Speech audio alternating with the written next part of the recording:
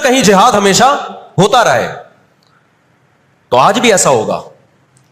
اور بالآخر یہ معاملات اگر بین الاقوامی دنیا نے کنٹرول نہیں کیے تو نبی صلی اللہ علیہ وسلم کی پیش گوئیاں انشاءاللہ بہت جلد پوری ہونے والی ہیں. اور یہ جو ان کو عزت ملی ہے نا, یہ اصل میں بہت بڑی ذلت کی تمہید ہے.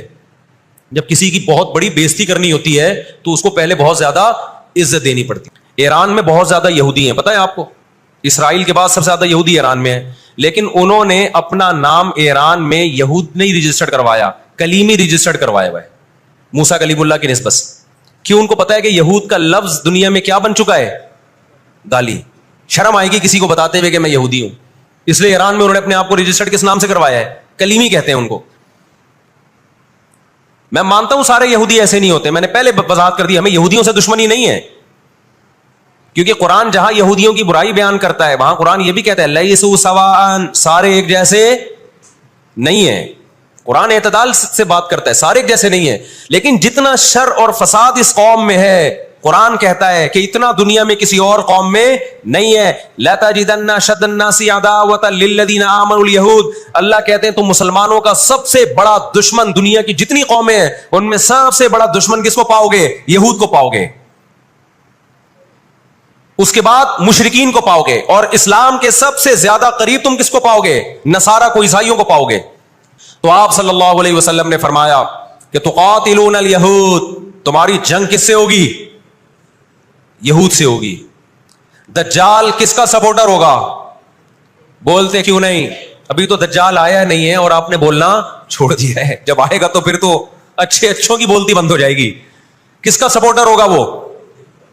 ہاں, میں عرض کر رہا تھا کہ ہم جب قرآن پڑھتے تھے ضربت علیہم الذلہ, قرآن کہتے ہیں ہم نے ذلت ان کے اوپر دے ماری ہے ان فسادوں کی وجہ سے جو یہ کرتے رہے ہیں دنیا میں, ان فسادات کی وجہ سے.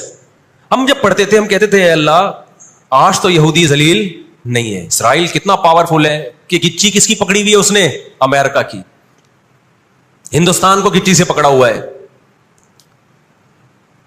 تو آج تو بڑی عزت ہے. میں نے اپنے استاد سے یہ سوال پوچھا, انہوں نے بڑا معقول جواب دیا, اور یہ تفسیر کی کتابوں میں بھی لکھا ہے.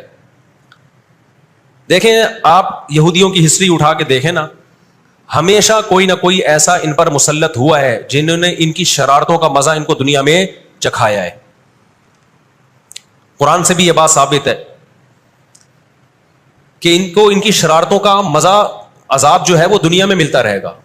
میں بار بار کہتا ہوں ہٹلر نے بھی ان کو عذاب دیا ہے. ہٹلر سے پہلے بھی اسلامی نہیں بلکہ دنیا کی تاریخ میں بہت سے ہٹلر گزر چکے ہیں جنہوں نے ان کی شرارتوں کی ان کو دنیا میں سزا دی ہے. ہم پھر بھی بتائیں ہم ہٹلر کے حامی نہیں ہیں جو ظلم اس نے کیا, لیکن وہ بھی ان کی شرارتوں سے بیزار تھا.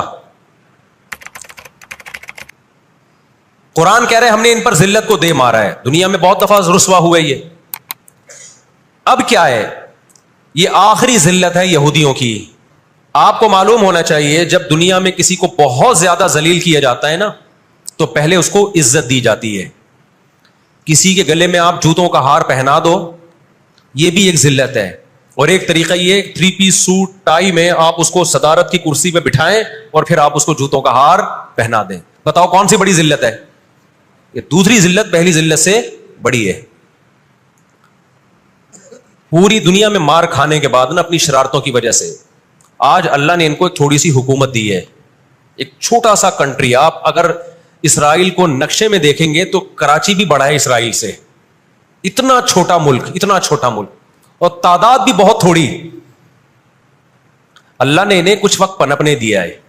اللہ نے کہا ٹھیک ہے تم دنیا تمہاری آخری شرارت دیکھ لے, اس کے بعد جو میری طرف سے تم پہ مار پڑنے والی ہے اس کے بعد قیامت تک تم دوبارہ اٹھنے کے قابل نہیں رہو. یہ آخری ذلت کا انتظام ہو رہا ہے یہود کا. 18ویں صدی کے شروع میں, 17ویں صدی کے اینڈ میں, سن 1900 کی بات کر رہا ہوں میں, 1901 1902 کی, اس سے بھی کچھ ٹائم پہلے یہ دنیا میں بکھرے ہوئے تھے. دنیا میں کسی کو ان سے دشمنی نہیں, لیکن دنیا میں جہاں بھی گئے کبھی ایسا نہیں ہوا کہ انہوں نے سازشیں ترک نہ کی ہوں. ہٹلر جو تھا نا دوسری جنگ عظیم میں, میں تو جرمنی گیا ہوں نا, میں نے وہ قبرستان بھی دکھایا تھا یہودیوں کا. ہٹلر نے یہودیوں پہ بہت زیادہ ظلم کیا, جو بالکل غلط کیا. ہم اس ظلم کو کبھی بھی حوصلہ افزائی نہیں کرتے, دیگوں میں اٹھا اٹھا کے زندہ ڈال دیا کرتا تھا. ہم اس عمل میں ہٹلر کی بالکل بھی حوصلہ افزائی نہیں کرتے, اس عمل کو اپریشیٹ نہیں کرتے. لیکن اس نے ایک تاریخی الفاظ کہے تھے, اسے پتا تھا دنیا مجھے برا کہے گی بعد میں کہ لاکھوں یہودی مار دیے میں نے. اس نے کہا میں چاہتا تھا سب کو قتل کر دیتا, ایک بھی زندہ نہ چھوڑتا, لیکن کچھ میں زندہ چھوڑ کے جا رہا ہوں تاکہ دنیا جب مجھے یاد کرے گی نا کہ یہودی ظالم تھا تو دنیا کو پتا چلے گا کہ میں نے ان کو قتل کیوں کیا.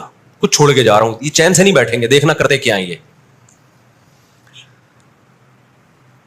آج ہٹلر زندہ ہوتا, ہٹلر اگر آج زندہ ہوتا, دنیا کہتی کہ تو بندہ ٹھیک نہیں تھا لیکن بات ٹھیک کر کے گیا ہے. ان کے اندر